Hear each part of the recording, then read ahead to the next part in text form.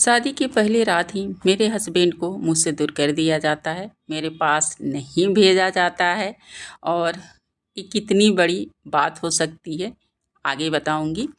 और मैं अपने मम्मी पापा की इकलौती संतान थी। बहुत नाजों से मम्मी पापा ने मुझे पाला पोसा और धीरे धीरे मैं बड़ी हुई। और जिस चीज़ों पे मैं हाथ रखती थी ना, वो चीज़ मेरे हो जाते थे। कभी मम्मी पापा ने मुझे किसी चीज़ के लिए मना नहीं किया था, और जिस चीज़ के लिए मैं बोलती थी ना, वो मेरे पास हाजिर हो जाता था। ना मुझे पता ही नहीं था कि ना शब्द क्या होते हैं। इस शब्द का पता तो मुझे ससुराल में आके लगा। और धीरे धीरे मैं बड़ी हुई और बड़ी होती गई, पढ़ाई भी मेरी पूरी होती गई। और बहुत ज़्यादा बड़ी तो नहीं हुई थी। जैसे बड़ी होने लगी, लोगों ने कहने लगा आप अपनी बेटी की शादी कर दो, क्योंकि थोड़ी सी रंग रूप मेरा अच्छा था, इकलौती संतान थी। तो सभी लोग बोलने लगे कि आप अपनी बेटी का ना रिश्ता यहाँ कर दीजिए, वहाँ कर दीजिए। बहुत सारे रिश्ते आने लगे। मेरे पापा को तो रिश्ता देखने जाने की ज़रूरत भी नहीं पड़ी थी, बहुत सारे रिश्ते आने लगे थे। ऐसे कर कर के ना मेरे ना 18 से पहले और 17 के बाद, मतलब बीच में ही मेरी शादी हो गई। और अच्छे से शादी हुई। शादी भी वहाँ हुई जहाँ अपने ही थे। बहुत जाना पहचाना फैमिली थी, जिसको हम लोग बहुत अच्छे से जानते पहचानते थे। और सभी लोगों का नेचर भी अच्छा था। लेकिन नेचर बाहर से देखने में और अंदर से देखने में, दोनों चीज़ों में बहुत का फ़र्क होता है। शादी हुई, ससुराल आ गए हम। और बहुत सारे अरमानों के साथ आए। शादी हुई है, ससुराल ऐसा होगा, जेठ जेठानी ऐसे होंगे, सास ससुर ऐसे होंगे। और बहुत सारे अरमान थे मेरे, ऐसे रहूँगी, ऐसे करूँगी, ऐसे करूँगी। बहुत सारे अरमानों के साथ मैं ससुराल आई थी। और सब कुछ ठीक भी चल रहा था। बस बात उस रात की है, उसी दिन रात की है। और सारे अरमानों पे मेरे पानी फिर गए। शादी की मेरी पहली रात थी। और कुछ रिचुअल होते हैं, जिस रिचुअल को हम पूरा करके आए थे। और उसके बाद शादी के पहले रात ही मेरे हस्बैंड से और घर में कोई और था, उनसे कुछ बातों के लिए लड़ाई होती है। लड़ाई क्या, थोड़ा सा बोल ठोल होता है।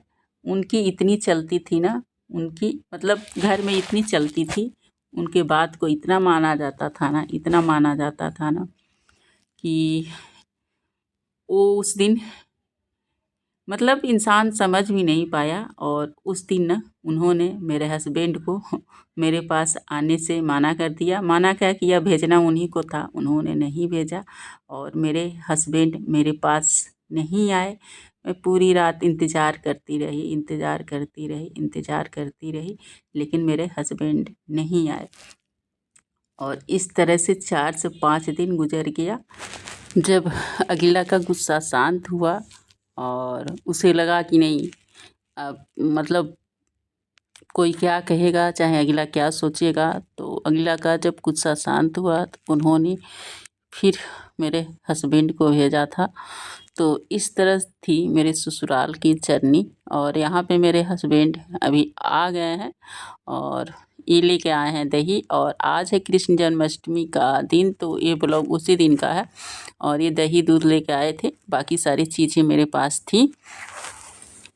और आज उनके लिए, कृष्ण जी के लिए दही दूध मक्खन, बहुत सारी चीज़ें मैंने मंगाई है। फ्रूटी मंगाई, बाबू फ्रूटी भी लाए हैं, चॉकलेट लाए हैं, मक्खन है, मिश्री है और दूध है, मतलब सारी चीज़ें जो मुझसे हो पाया। और साथ में मैंने 7 तरह का मतलब वेजिटेबल मिला के सब्जी, खीर, पूड़ी भी बनाया था। और ये अभी से आते पानी पी रहे थे, क्योंकि 8 बज रहा था, थोड़ा सा जल्दी भी आ गए थे। और इनसे मैं बात भी कर रही थी। तो आगे का वीडियो हमारा ओरिजिनल साउंड में सुनिए आप लोग। आ गया है क्योंकि कल है आज जन्माष्टमी है, कृष्ण जन्माष्टमी। तो ये दही मंगाए हैं, घर पे दूध था, मक्खन था, सब कुछ है। बस खीर बना रही हूँ और उसके बाद भगवान जी का पूजा वूजा होगा। क्या बना दे खाने में? खीर बन रहा है। कद्दू का सब्जी खाएंगे? नहीं खाएंगे थोड़ा सा मिला के खा लीजिएगा, खीर से खा लीजिएगा। हाँ, थोड़ा सा सब्जी। हाँ तो खीर पूरी और कद्दू की सब्जी बन रहा है, दही अभी पिया है। ले जाना, नीचे रखना।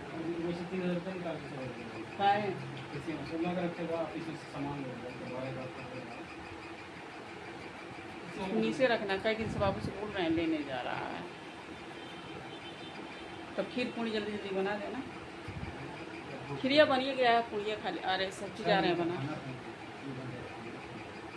काय 6 बजे खाना खाए हैं? हाँ?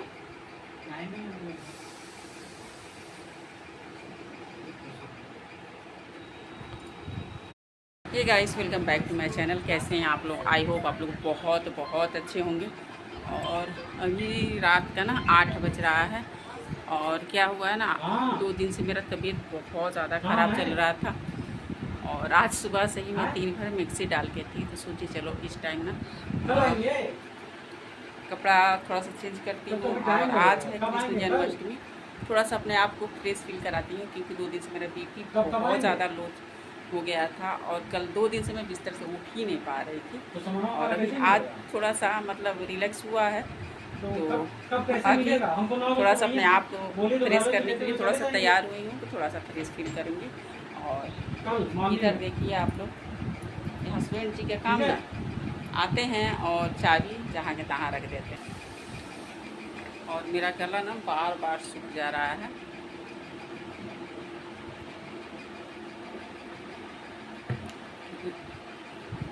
हेलो, बहुत ज़्यादा लो हो गया था मेरा। कहीं भी मिल के ले लेंगे आपसे।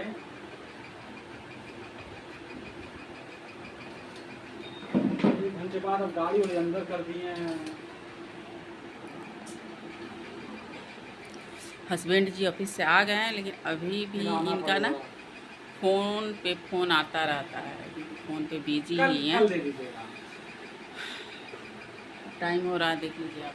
तो आप रहेंगे ना, मतलब वाटर नहीं 8 बज रहा है।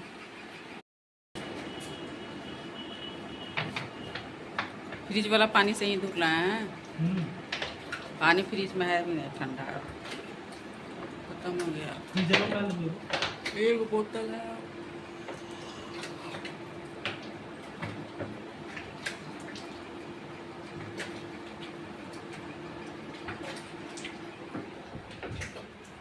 इनको चाहिए अभी तौलिया।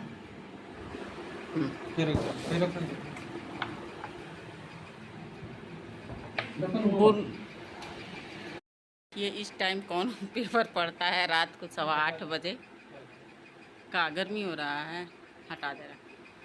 और इनको इसी टाइम मिलता है पेपर पढ़ने के लिए, क्योंकि सुबह ऑफिस जाना होता है। और जो घर के बाकी लोग होते हैं वो लोग पेपर पढ़ रहे होते हैं, इस टाइम आराम से पढ़ते हैं। रात को 8:15 हो रहा है और अभी पढ़ रहे हैं। बाबू अभी कोचिंग से आया नहीं है, और मैं वेट कर रही हूँ बाबू का इंतज़ार, ताकि वो आ जाए और उसके बाद फिर से हम पूछें क्या बनेगा।